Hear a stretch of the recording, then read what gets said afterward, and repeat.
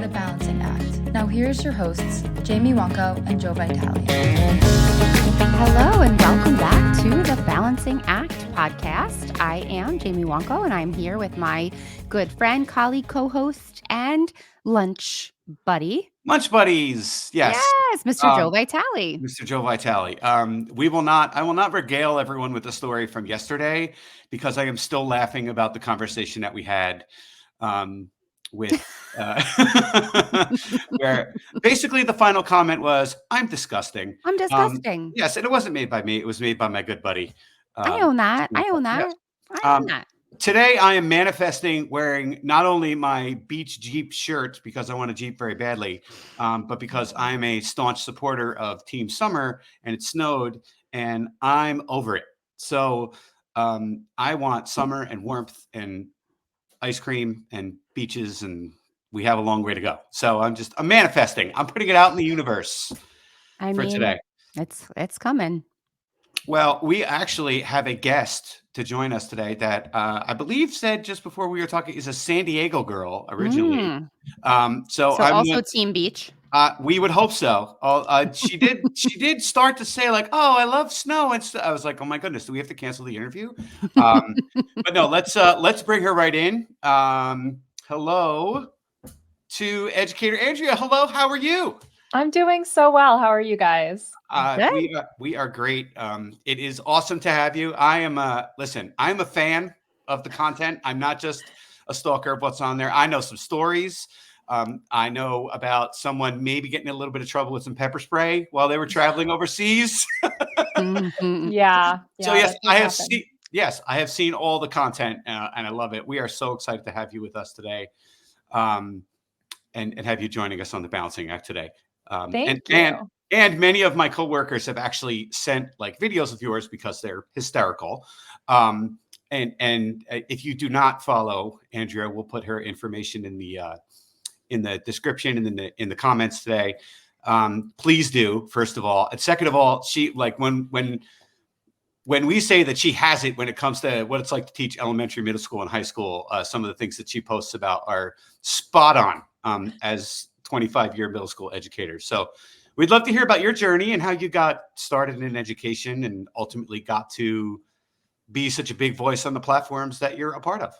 Yeah, thank you. So I started my education journey kind of in a strange place. It started in a grocery store. Okay. Are you familiar with Wegmans? Oh, yeah. Okay. Oh, yeah. Love Wegmans. While I was in college getting my bachelor's degree in English, I was working full time as a cashier at Wegmans. And part of what I did is I ended up also being a cashier trainer. And so I worked with all of the people who were getting hired on to be cashiers at Wegmans. And they were mostly high schoolers. That's basically who I worked with. I was in my early 20s. And I had so much fun working with them. And I was like, this is super great. But the grocery store world is brutal on the schedule. And I did not want to work weekends and holidays for the rest of my life. So I actually initially, after I graduated with my bachelor's degree, started as a technical writer and was very, very bad at that job. I had to sit still and not talk to people for hours on end while reading about math and science. And I'm an English person, so it was just torture. And I just spent my days dreaming about the days when I used to work with those funny high schoolers at the grocery store. And so I started to kind of think, maybe I should go back to school to be a teacher. And so I did, and ended up doing my first year of the licensing classes and then got hired on an emergency license. And my very first day in the classroom was my first day being hired on as an English teacher. So I had never subbed before. I didn't do student teaching. Oh, wow. None of that kind of stuff. They were just like, desperate. And so talk about trial by fire, right? Exactly. Yeah. And so a lot of my content has kind of come from those early years of just being so unhinged, but motivated to be good at this job. And I taught for 3 years at that school. It was a rural school in Virginia. And then my husband and I moved to California because my husband went back to school. And So then I worked at a very small private school in Southern California, and then transitioned to a very large public school in Southern California. So it was 9 years, and I taught every grade level of English. So from 9th through 12th, I never taught middle or elementary. And during those last 3 years, when I was at that large public school, is when I was working towards my PhD. And my initial goal was that, I knew I wanted to train future teachers, and I knew that something that universities like to see is publications. And so I thought, okay, well, what do publishers want? Well, they want a platform. So I should just start posting stuff. And if you dig far enough back, you will see the cringiest content that has ever graced the internet, because I was trying so hard to be what I was seeing online for teachers, right? Which tends to be very surface, very here's 5 things to make your classroom work. And it didn't feel real to me. And I remember vividly, because the first thing I did is I got a tripod to set my phone on and a ring light, and my husband just mocking me mercilessly because I was like, this is so embarrassing. Like, I was doing the musical background and the pointing, and I was trying to do it the way I was seeing everybody else do it. And it grew, but slowly. And I noticed that it tended to do a lot better when I told stories. And then when I pretended kind of to act out my interactions with my students. And slowly from there, it started to grow, and it kind of took on a life of its own. And I gained, a lot of really fantastic relationships with teacher comedians. And once I kind of started to find my voice and figure out what I wanted to bring to the online educator world, that's really when I started to get a lot of joy out of communicating the reality of the classroom. Because I just, there are so many adorable elementary teacher creators out there. I just feel like a vast majority of what I was seeing was like these Pinterest perfect classrooms and how beautiful everything looked. And meanwhile, I was Zooming with my class during COVID. I had a 2-month-old that had my camera off because I was breastfeeding my child while my toddler is just free ranging with goldfish in the background. My husband's on the other side of the house doing his grad school work. And I'm looking at what I'm seeing online and I'm like, where am I? Like, where are people who are just barely white knuckling this thing? And so I started to create content kind of out of that desperation for seeking the community that I wasn't really seeing at that point. And then slowly kind of finding other creators that were using satire, using comedy to point out some of the really challenging parts about being a teacher. And it's grown from there in a way I just never expected. I never expected for it to turn into a business or to open up all the opportunities it's opened up. And it's been such a joy to connect with so many educators and to have them come up to me and talk to me and be like, oh my gosh, I send your reels all the time. Like, just, it's very, very fun and flattering, because when you create content online, you're alone and then you post it and it doesn't, honestly, the numbers of how many people see it never registers for me. Like, that's fake. That's fake to me. I'm like, what, whatever. And then somebody comes up to me and is like, oh, hey, I watch your reels. And I'm like, really? I did that by myself. I was all by myself when I did that. Who knew that I put it on the internet and the whole, everyone saw it. It's very cool to connect with people in that way. That's awesome. I too, not exactly the same path, but when you first started talking about working at Wegmans and training the new cashiers, I did the same type of stuff in all of the part-time jobs that I had. I worked in retail, wound up, working as like a trainer to train the new employees. I worked as a waiter and a bartender, and, training all the new waiters and bartenders. So it's like we kind of get started in those roles sometimes in our little part-time jobs. So there's a lot of parallels between what you've done and what I've done. Absolutely. Yeah. So, I mean, I was the kid that my dad was a principal. So on days off where he had school and I didn't, at like 9 years old, I was going to school and got to go and pretend to be a teacher. And there was a kindergarten teacher at his school, and she would let me play pretend, but really teach. So there really wasn't anything ever else that I was going to do or that I had ever even thought about. I even have a video I used to show my students. I'm 4. And I say that I'm going to be a teacher when I grow up.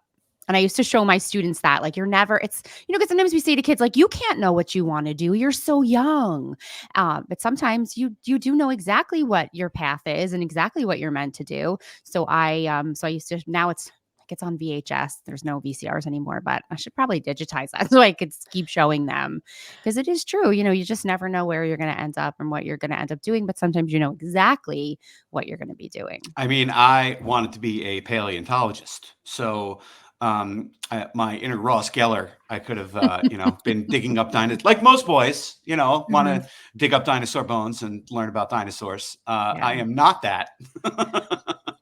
I Yeah. also was listening to you talk about the fact that you were editing science and math and sitting in a room and not talking. And I was like, wow, is that a punishment? Like that, whoa.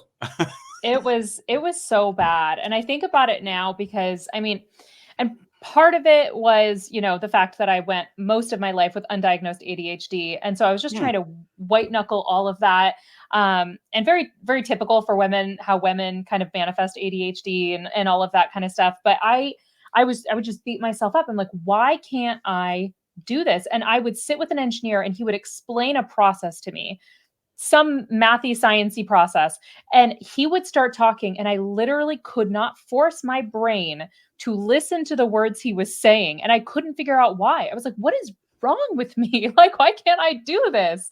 And it was so frustrating for me. I didn't get fired from the job, thank God, because I think I was just a personality hire anyways. I was the person who was like, okay, it's 11:45. I can technically start lunch, and I would start my rotating visiting offices around and just how's it going, guys? You doing all right? What's going on in here? Cool, cool, cool. What are you doing this weekend? Like productivity had to have taken a jump after I left, but I don't know if like the culture, the morale necessarily went better, but man, it was a trip going from that and then directly into a high school classroom. I taught seniors. It was a Title I school. Um, they gave me a class of remedial English 12. So these are in Virginia, at least at that point, they had the high stakes standardized testing junior year. So they gave me the group of students that failed their state standardized testing the year before.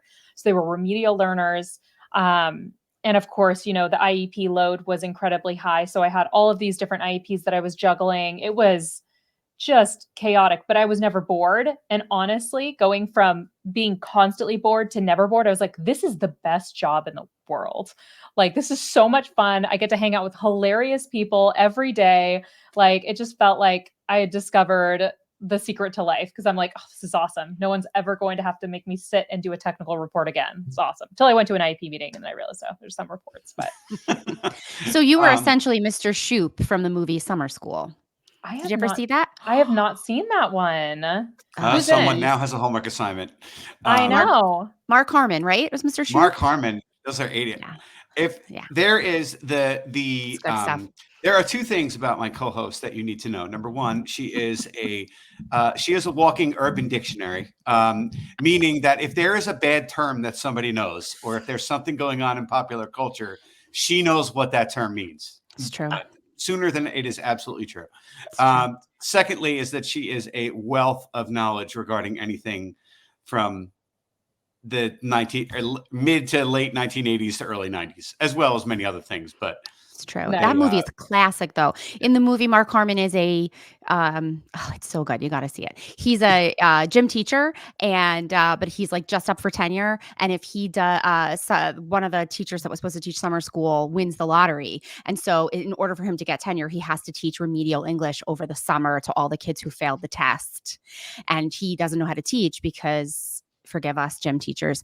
The gym teachers that teach health are really, I know my old gym teacher friends, my old school used to say to me, like, it's not our fault you checked the wrong box. I mean, in fairness, who's the idiot, right? Like, I'm sitting there grading essays and they're like, well, we put the balls away. I guess we're done for the day. Like, this week at school, we actually have dress as a gym teacher day as like our spirit week. And we are so excited. I bet. Yeah. I am more excited about being able to wear like running pants and a workout t-shirt than I am pretty much about anything else that I'm doing this week. Yeah. My husband is a high school teacher, and every year his Halloween costume is to be a gym teacher. That's awesome. Honestly. That's great. Now, that has been one of the big cultural shifts for me, because I'm in the schools a lot now here in Indiana, because I have early field experience students who are like kind of learning how to teach. So I come and I observe them, and I'm always in and out of the schools. And in California, the teachers would dress very, very casually. Never open-toed shoes, because the youths these days are obsessed with feet in a very strange way. But that it wouldn't be insane to see a teacher with like Crocs and socks. It wouldn't be insane to see most of the female teachers wearing like leggings to work. And in Indiana, that has not been the case at all. What is it for you guys? Do you guys like tend to dress a little bit more like conservatively and fancier, or you guys have to pay for jean days? Like, what's the policy at your guys' school? We do. It's like jeans on Fridays. Okay. For the most part, nobody's really wearing Crocs. Our principal, who we love and get along with, has a huge aversion to Crocs because she thinks they're ugly. Agreed. I don't disagree. If I could make a rule for everyone, it would be that Crocs are not allowed. Like, not just in schools, just like globally, Yes. Like, have you ever worn them? Why would Okay, I I'm just saying. try They're so the drug comfortable. that They're so the drug comfortable. that could ruin my life, Jamie? No, so okay, you are such a pop culture person, so you probably know where Crocs first made their screen debut. Do you I know? want to say Mario Batali, right? He wore the orange ones. No. So, okay, the movie that came out in the 90s. Oh, That's fantastic. Movie Shout that out came Mario out in the Batali. 90s. Yeah. Or maybe it was early 2000s, but oh my gosh, it's basically where like the world's like really average guy gets like stuck in a time capsule thing and wakes up like 500 years later and everyone's an idiot. Idiocracy. Oh. I've never heard of it. I have never heard of it. Okay. All right. Now I'm putting it on my list. You guys now have homework. It has so many major names in it that you guys would recognize. Idiocracy, the whole premise of it is that there's like a military experiment, and this very average guy who was kind of screwing up in the military, they were like, we're just going to use him for this test. And then they closed the funding and they forgot about him. And so he wakes up like 500 years later, and all of the stupid people have been reproducing at a faster rate than the smart people. So everyone's an idiot now.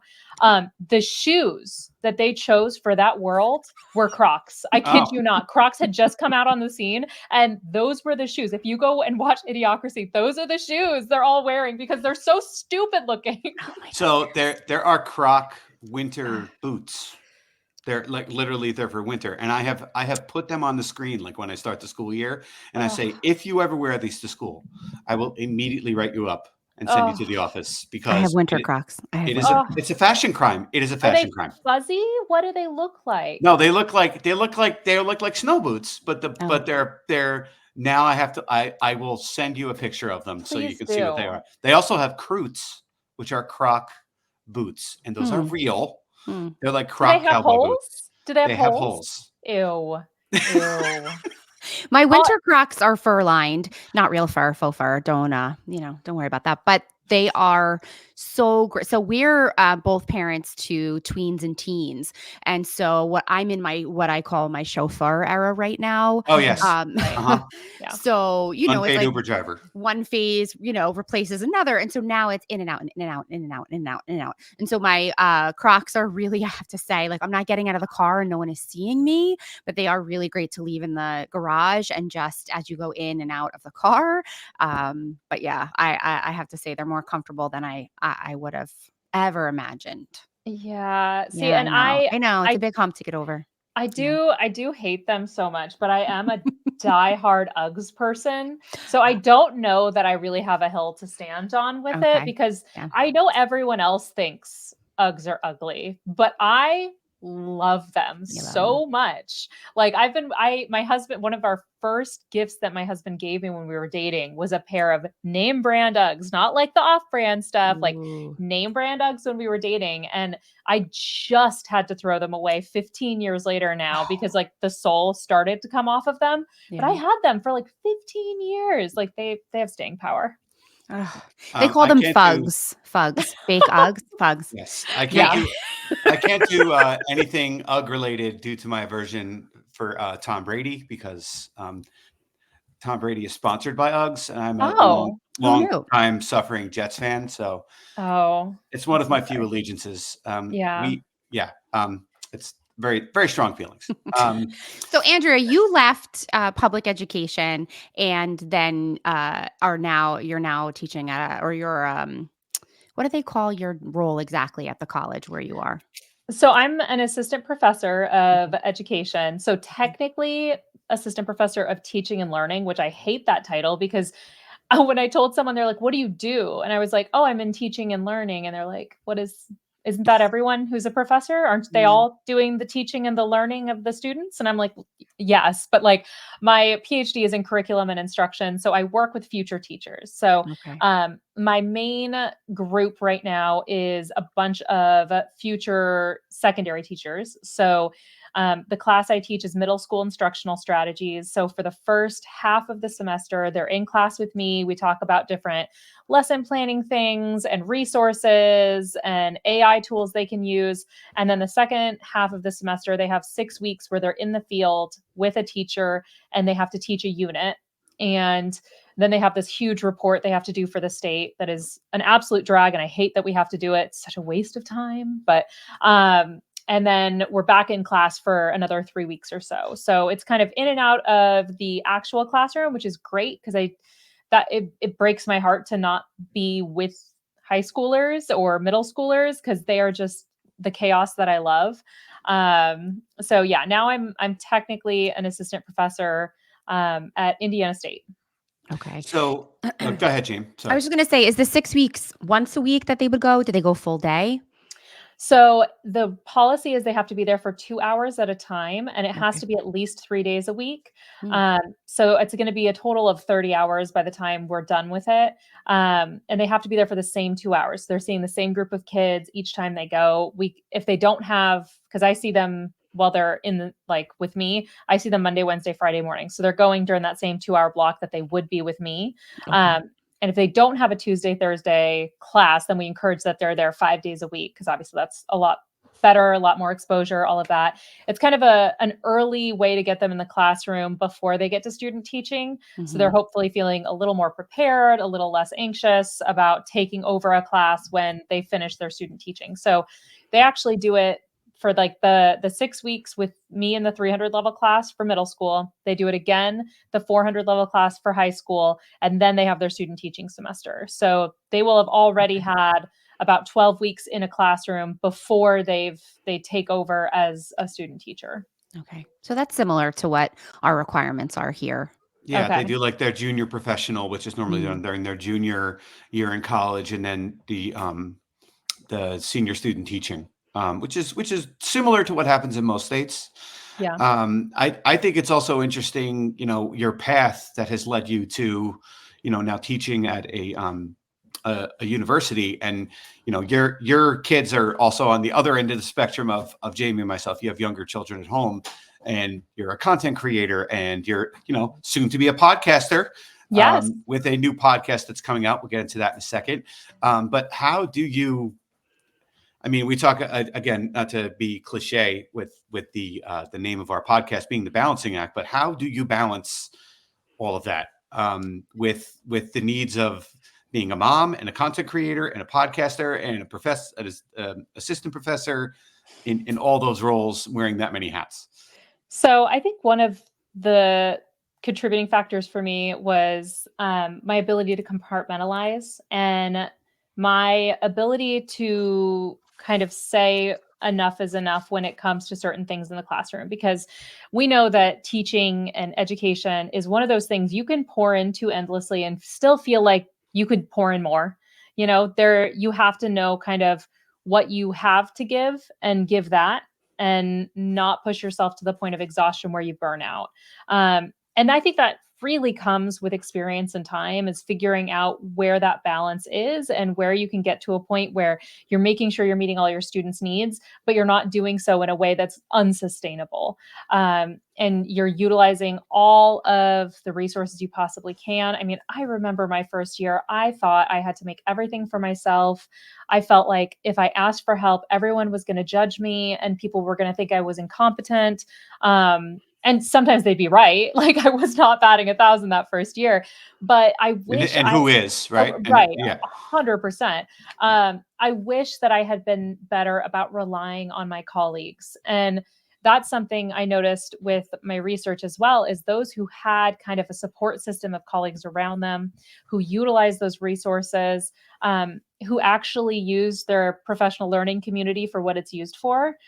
They were 1,000% better than those who were just trying to lone wolf it all the time. Um, I was so fortunate at my last school that I worked with this wonderful, wonderful team, and we would sit together once every 2 weeks. We would plan out, okay, what are we going to be doing the next 2 weeks? Cool. Who wants to take Monday's activities? Okay, I got that. Great. You make those. And then we would share it in a drive. So we weren't making resources for every single class. We were making 3 days a week or 3 days over the next 2 weeks, which is doable. Then we can like actually survive and hopefully provide better feedback to our students and all of that. And in so many ways, teaching is so much harder than it was pre-COVID, but we now have these AI tools that exist. We now have all of these other resources that we can access that didn't exist when I started teaching. And it's really exciting to see some of the opportunities that are there for the teachers that are coming into the classroom to hopefully not have to waste their time on some of the menial tasks that, I remember when I first started teaching, some of the teachers telling me about, how they used to have to do their grade books by hand and all of that. And now we've Mhm. gotten very used to doing everything digitally. And I kind of see it as that same kind of transition where, the teachers that are going to be going into the classroom are going to be very familiar with a lot of the technological tools that are going to hopefully make their lives a little bit more streamlined so they can focus on, the things that really matter and be able to have that balance that they need. So, and that's one of the reasons that I so wanted to have you on with us today, is because I know that that was part of your doctoral research with like how new teachers in the classroom need a support system. It doesn't need to necessarily be anything specific. It can be organic, where you have a team of teachers that are supporting you and helping you and stuff like that. I'd really like to hear your take on that. And also, it's I was recently visiting my goddaughter, and shout out, hi Lindsay, how are you? I know she listens, and I had actually said to her like, "Oh, we're having you on," and one of the things that we're going to talk about is she is currently doing her senior field experience in school with elementary for third grade, and she's been talking about going to a different school, and she already has like this group that she might get hired there, and we're like, you already have people that are going to support you and help you along the way to help lift you up and give you the tools that you might need in the classroom. What would be like 3 pieces of advice you might give her as she starts her journey as a first year teacher with third graders? I mean, the team makes or breaks the experience. We do spend a majority of our time with the students, but having a team around you can determine whether or not you feel like this profession is sustainable or not. That's what I saw with all of my research. It wasn't the principal, it wasn't the student population, it was the colleagues who were there or weren't there that really kind of predicted whether or not the teachers could, you know, hang out for longer than just a single year. So that would be the number one is, seek out that community. And as part of that, have at least one day a week that you eat lunch with them. As inconvenient as it can seem sometimes, making sure that you have that time to just talk to other professionals, to vent, to hear, what they have to say, to get advice, all of that is incredibly important. Um, the second thing I would say is to be very unapologetic about the boundaries that you set to protect who you are as a person outside of school, especially if she is single, unmarried, without kids.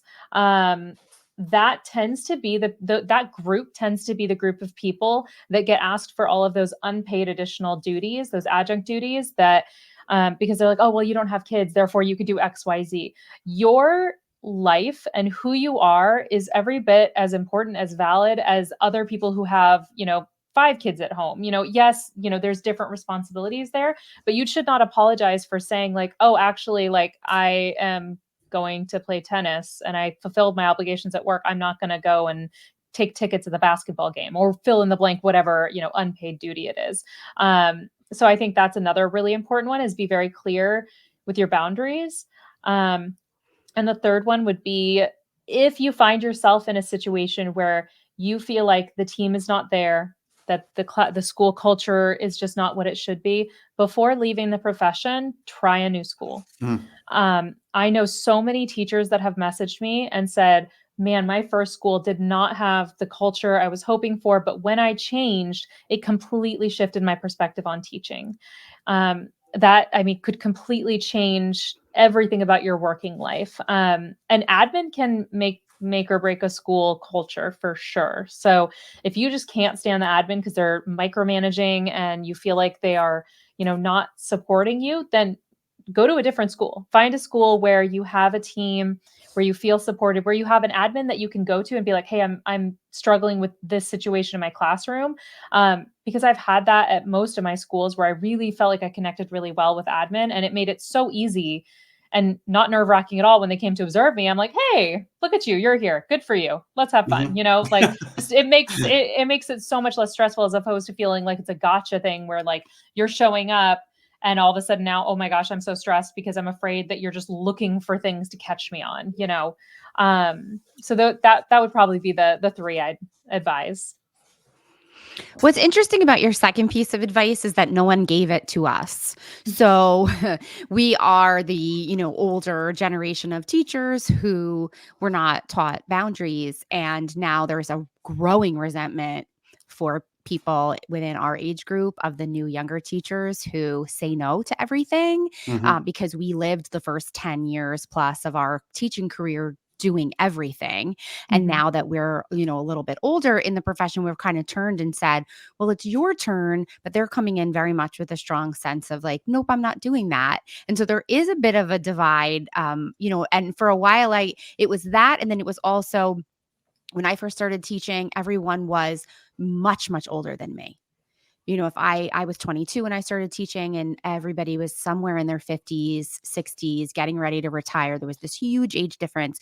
And for all of us who sort of swung in together, then all of a sudden we became veteran teachers at 35 or 40. So we weren't that far away in age kind of from the younger, newer teachers. But it is interesting because I would say there is definitely a resentment of, right, Joe? Do you get what I'm saying? No, I do. Of like, hey, come on. I was thinking of a story like during COVID/remote learning. I don't remember exactly when it was. We were doing like some Spirit Week type activities, and we were at the school putting together like paint packets with like little paintbrushes, and like teachers, like we got paint donated, and we had to, those little like pod things, the plastic things Mhm. with the tops. So we were like putting like different colors in there so the kids can like paint a rock for a rock garden, and then they could bring them back to school, or they could have them at their desk. And we were doing like a school wide thing. And we asked teachers like, oh, would you come in on like, it was whatever it was, we were working half the day. Would you come over to the school, or come in the morning, or send your kids asynchronous work, and you can come in. And like everyone was there that was like teaching for like 12 years or longer. And any of the quote unquote new people were not there. They're like, yeah, I'm not doing that.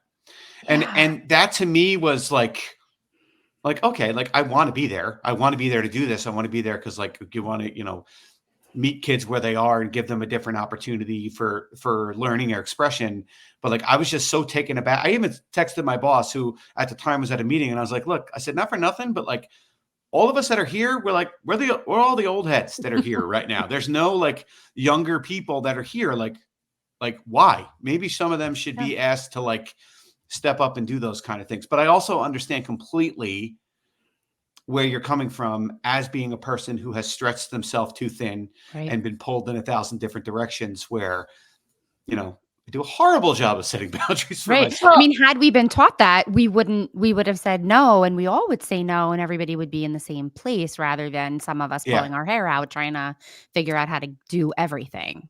Yeah. Well, and I think it's a pendulum, right? Like, because I started the same way that you guys did, where I was there and I had to be kicked out by one of the APs because I stayed until 8 p.m. every night, because I didn't have kids yet. And I was at every single football game, and I was at Mm-hmm. all of these things. And so I think that, but also just like with you guys, like the percentage stayed the same, where it was like 50% of teachers gone in 5 years, because that's about the time when you start having kids and you're like, I can't do this anymore. This is unsustainable. Yeah. And so I think what happened is like the pendulum swung the other way. And now it's to the point where they're like, are you paying me for that? I will not be there. Like, and I think that there's gotta be a happy balance there, where if you can, then great. And it should be one of those things that, like, it brought me joy to go to the football games. It brought me joy to do a lot of those things. And I think that the culture has shifted it so much, where people are saying, oh, you don't do anything you're not being directly paid to do, that it's almost like just dried up the part that made us want to become teachers in the first place, which is because we love kids and we want to see them do well. And I think that there's going to have to be a shift that happens, because I've seen Jamie, I have seen exactly what you're mentioning, where there's a big push from my teachers that are, I would say 40 or above is probably like the cutoff that I see, where there's getting to be a lot of resentment with the new teachers, because they're unwilling to do a lot of the things that you guys did, that I did. And I don't have a solution for that, because on the one hand, I'm like, set boundaries. On the other hand, do you not love your, like, yeah, I see what you're saying. Yeah. Because I want them to want to do the you show up and you do the things to make it a great event for the kids. But I also don't want them burning out. And it's a very difficult balance. Especially when I feel like a lot of times new teachers feel like they're doing everyone a favor by becoming a teacher. Oh, I'm sorry that I just had that reaction. I know, because by the way, one of the faults of me as a human is like when I am disappointed, like, or angry, or you can see it on my face. Like, there is no hiding for me. So I'm sorry that I just had that reaction. But I was also thinking about, I'm now I'm 25 years into the profession. And just a couple of years ago, we had this whole influx of like new teachers that came in. It was like just after COVID, and there's a whole bunch of new younger teachers that were in the building. And I went to my boss, and I've always been proactive with like, here's what I'm seeing. And I don't say like, here's what I'm seeing, fix it. I say, here's what I'm seeing, and here might be a possible solution. So I said to my boss, I said, hey, why don't we like do like a little like new teacher effective instruction class? What does it look like to teach at the school that we are at? What does it look like to have effective instruction? What are some of the things that you look for in an observation? Let's really like define what that looks like, and how resistant new teachers were for having those conversations. And a lot of them came in like, well, I already know how to do that. Like, no, but like, I'm constantly learning about new things and how to implement, and trying and failing, and look to as a technology person in my building and in my district to like figure out how the new thing works and put it into my classroom. Like, that doesn't happen because like it just magically winds up in my brain while I'm sleeping. Like, I have to put work in order to understand how those things works. I just could not understand how resistant people were to having. They were literally just conversations. It was, let's do why don't we observe one another and like go. And I'm thinking to myself, like, it's gonna make us better. It's gonna make. We're complaining about where the kids are and the fact that they're this and they're that. And now let's not even get on the subject of Generation Alpha, where and I don't remember who it was, but I had shared a video with Jamie, and there was someone who posted about like, you have older, I don't want to use the word elderly, but older teachers that are like, yeah, I'm just about able to get out.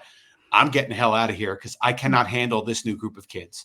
And you have the new teachers that are coming in that are saying, I cannot handle this group of kids. So at both ends of the spectrum, teachers are leaving the profession.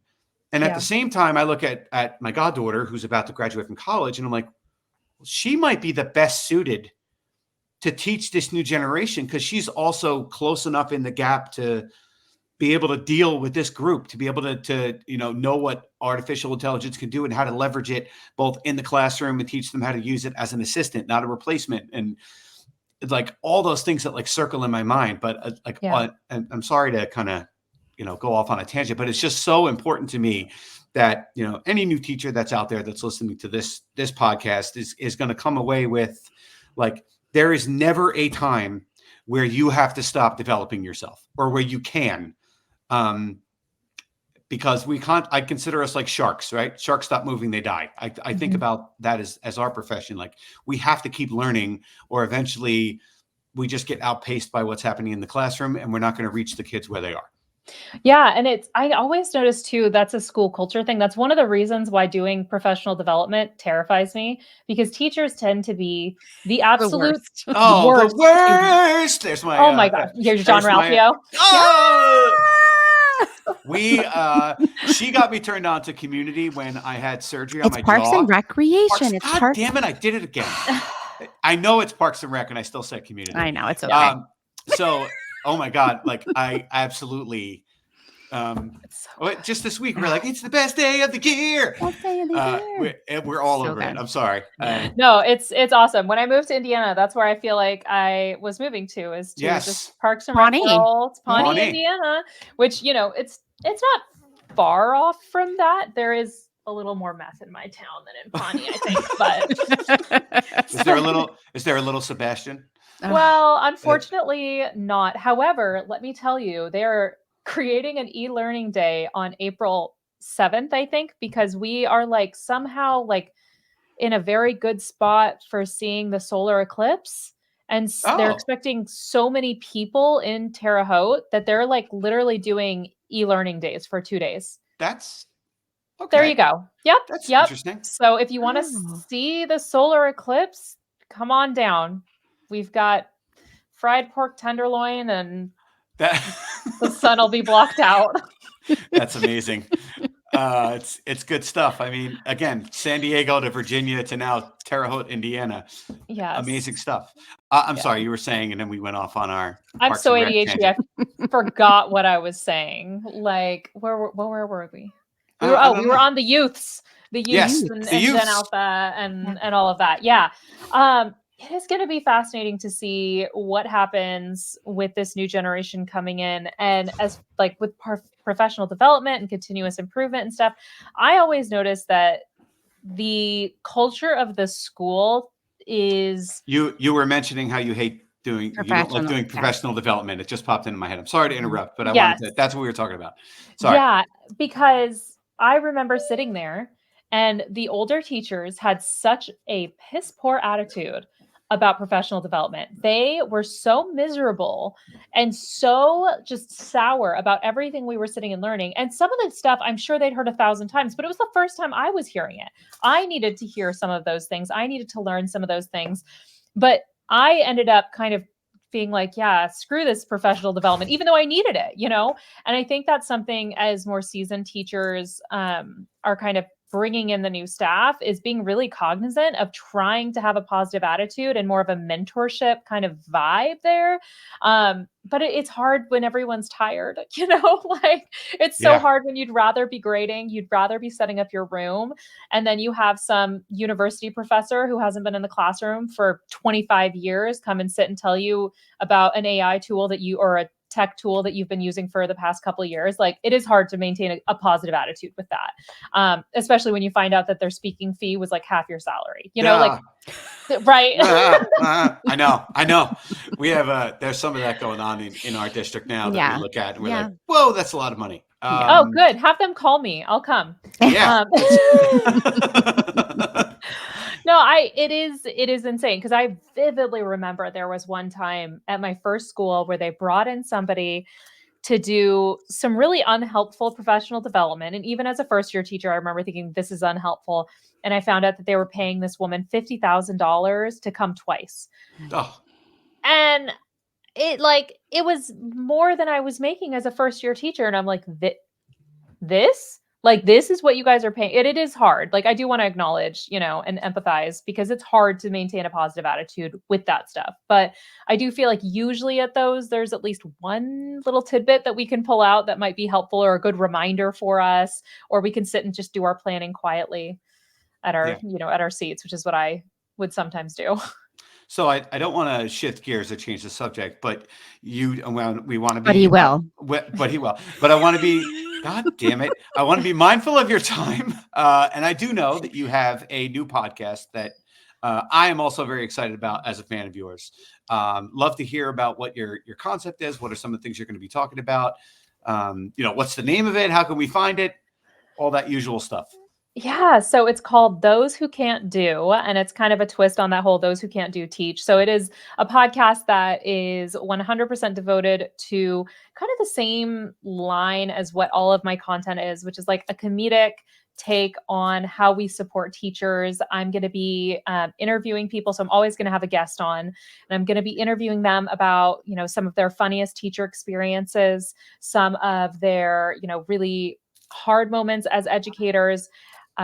Sometimes it's going to not be a teacher. So it's going to have to do with like what they were like as a student and maybe a teacher that really made an impact on them.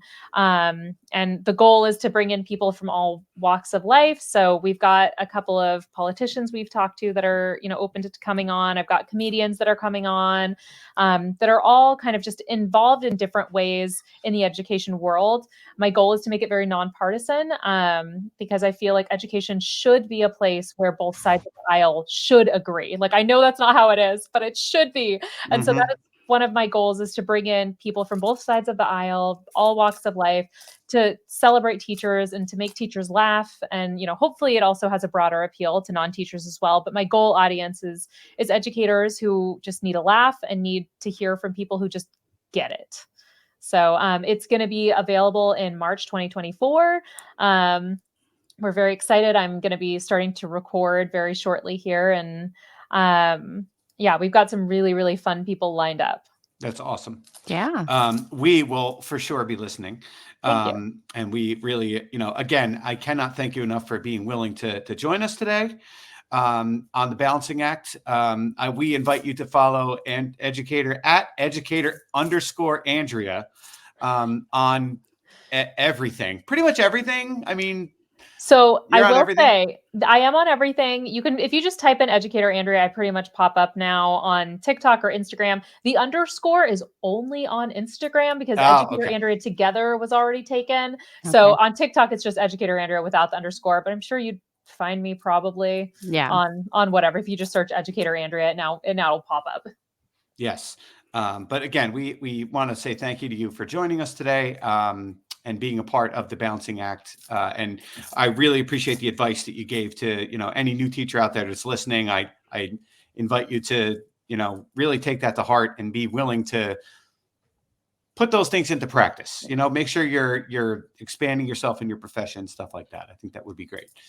That being said, we will see everyone on the next episode of the Balancing Act. You could check us out on all the usual places, the YouTube and the Spotify and TikTok. We're trending. I mean, I had my little pimple sticker on a little while ago. That was a big deal. All right. Thank you again, everybody. And Andrea, hold on. You do it. Go ahead.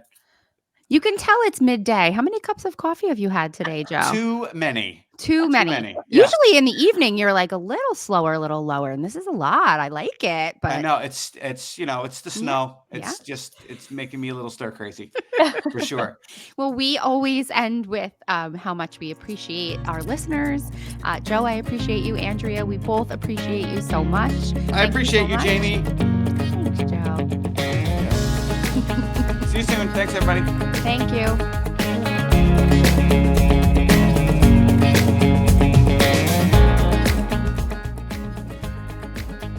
You've been listening to the Balancing Act podcast. Have a topic we should discuss?